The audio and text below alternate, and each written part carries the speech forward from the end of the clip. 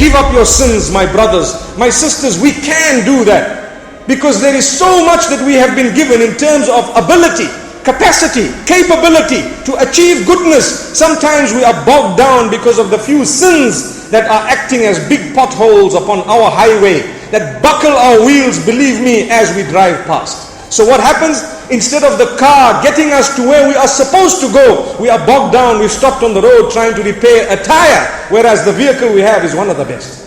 Allah has given us the body, one of the best, the best. لَقَدْ خَلَقْنَا الْإِنسَانَ فِي أَحْسَنِ تَقْوِيمٍ. I have created man in the best of postures. That's a challenge of Allah. We've said it in the past. Can anyone think of the placement of any organ that is upon your body in a place other than it is in? Never ever. Take a look at your 5 fingers and the order of them. Do you think you can come up with a better order than the one that is there right now? Never. Try and shift the thumb. Allah says you cannot. Why? We told you, لَقَدْ خَلَقْنَا الْإِنسَانَ فِي أَحْسَنِ تَقْوِيمٍ. We are telling you we have created mankind upon the best possible posture. Can you move your eyes to anywhere else? Perhaps one behind and one in front? Look like a DAJJAL. Allah protect us. Just to clarify that DAJJAL actually has 2 eyes. One is switched off, so only one operates. Some people think he's got one big one in the middle. That's not true. He's got 2. One is switched off and the other one is operating. May Allah protect us all. That's just one clarification note. My brothers and sisters, it's important for us to realize we've got this body.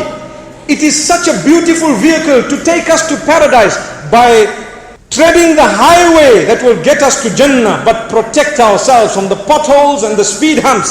You don't find speed humps in the middle of the N2. No. Allah protect us. Why? It's a highway. It's heading in a certain direction. We want to go upon the J1, not the M1, the Jannah, one way. MashaAllah. May Allah grant it to us.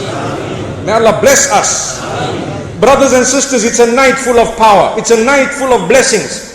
It's a night that we need to search for. Perhaps tonight, perhaps it's gone, perhaps it may come one more night.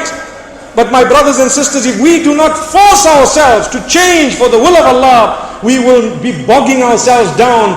The goodness we have, the minds, the brains, the capacity, the capability, the sustenance, whatever else we have will be void. It will be null and void, wasted completely because we don't have a link with our own Maker.